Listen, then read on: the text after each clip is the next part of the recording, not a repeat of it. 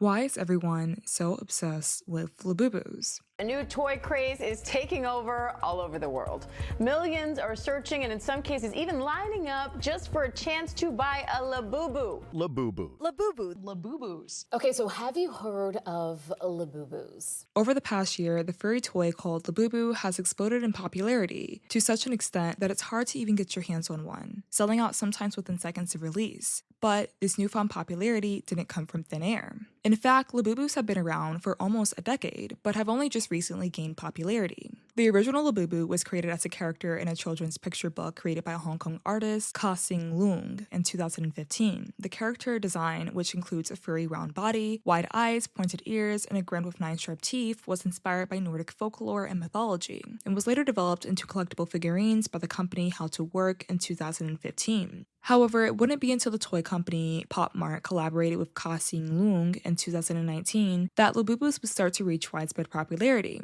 And as with most brands, celebrity endorsement would be one of the key factors for the rise of Labubu's popularity, specifically in 2024 when K-pop idol Lisa from Blackpink was photographed with a Labubu bag charm dangling from her purse. And this exposure would turn Labubus into a must-have item, especially in Southeast Asia where Lisa is from. This popularity surge was also reflected in Pop Mart's revenue growth, with the company reporting $1.8 billion in revenue by 2024, 7 times higher before it began selling Labubu dolls. And this trend wasn't isolated only to Southeast Asia. Celebrities in Western countries like Rihanna and Dua Lipa began to be spotted with Labubus accessorizing their purses too. Lisa would soon after do an interview with Vanity Fair, revealing her secret obsession with Labubus and Pop Mart. And during the interview, I feel like she perfectly encapsulates the collecting experience, and more specifically, why it's so addictive to buy Labubus. Whoa! This is Pop Mart. It's a blind box, so you don't know what's inside. Can I open it? Oh my god, how do you get this? This is really rare and hard to find.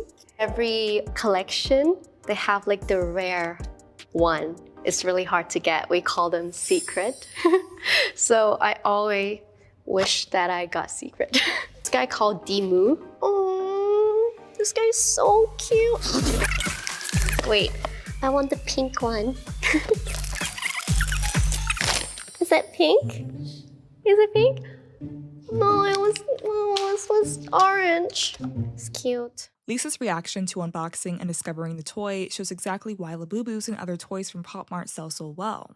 Labubus are restocked weekly, and new never seen before theme limited series are released every couple of months. Each series usually contains 12 standard designs plus 1 or more secret rare design. And every time a new Labubu drops online or in stores, the line starts before sunrise and wraps around the block as people set up camp to be the first ones in line. Their low supply compared to the massive buying demand makes Labubus incredibly hard to get both online and in physical stores, sometimes selling out within seconds of being released or restocked. And it doesn't help that checking out online on Pop Mart's website can be extremely difficult. If you go too slow, everyone will buy up the stock, and if you go too fast, you might get flagged as a bot, making it incredibly hard to get your Labubu at a reasonable $20 to $30 price directly from Pop Mart. Your next option after that is to look at resellers on sites like eBay and StockX, where the resale prices are outrageous, with some going up to $10,500 for an ultra-rare Labubu. And even if you do somehow manage to buy your Labubus directly from Pop Mart, on average, one rare Labubu is mixed into every 72 boxes produced for that series, making it extremely difficult to get rare Labubus organically through luck, leading you to buy them at expensive prices from resellers. And this process of getting a Labubu almost gamifies or even gamblefies the Labubu buying experience.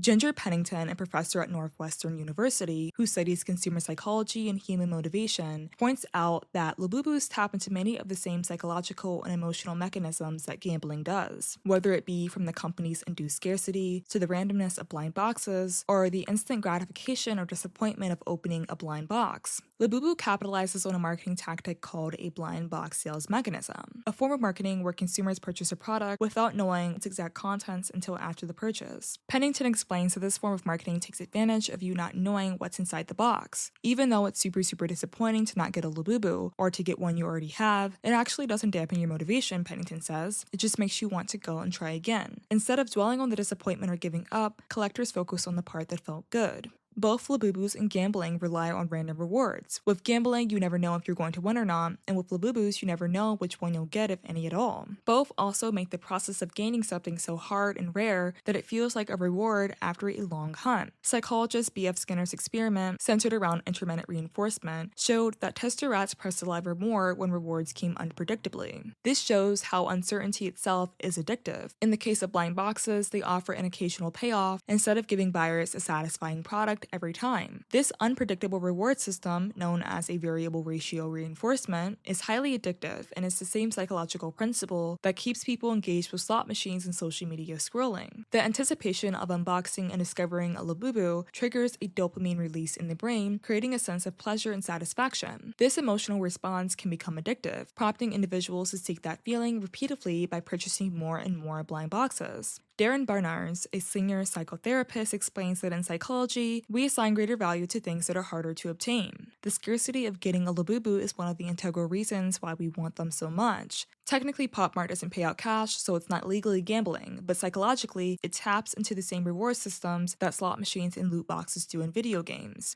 However, as popular as Labubus are right now, I don't think this trend is everlasting. We've seen this exact pattern happen with other popular collectible toy fads. Just think of how popular Squishmallows were 5 years ago, or even Beanie Babies in the late 90s. Beanie Babies' marketing strategy, although lucrative at first, ended up actually harming them in the long run. Beanie Babies' parent company, Ty Inc., created intense demand by deliberately limiting supply, retiring designs, and encouraging collectors to buy before a toy became rare. Just like Ty did, Pop Mart is also doing limited releases with Labubus, creating a scarcity mindset which only reinforces the notion that scoring a Labubu is like winning the lottery. But as Beanie Babies continued manufacturing a falsehood of scarcity, their demographic shifted from people who bought the bears because they genuinely loved them to people who were often adults who bought them as a form of investment, hoping that one day their Beanie Babies would increase in value from being rare and make them money.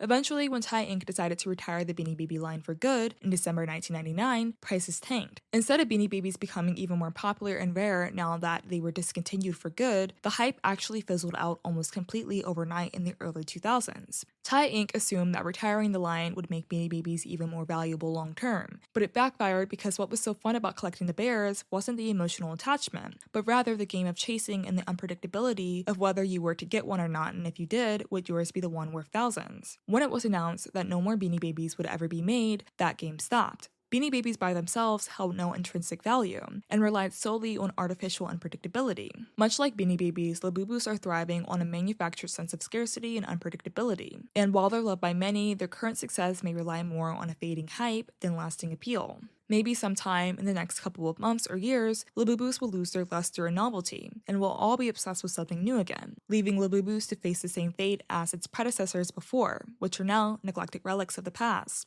And I'm not discounting the people who genuinely do enjoy Labubus just for their appearance or for fun, but I do feel like many people are buying Labubus not because they like them, but rather because they're trendy, hard to get, and potentially profitable, turning the buying experience into a dopamine game instead of actual enjoyment. So, will the Labubu bubble eventually burst just like the Beanie Baby craze did? In years from now, will we look back and wonder why we collectively lost our minds over these odd little creatures? Maybe so, or maybe not. Labubu could be the rare exception, or they could just be an old story being retold.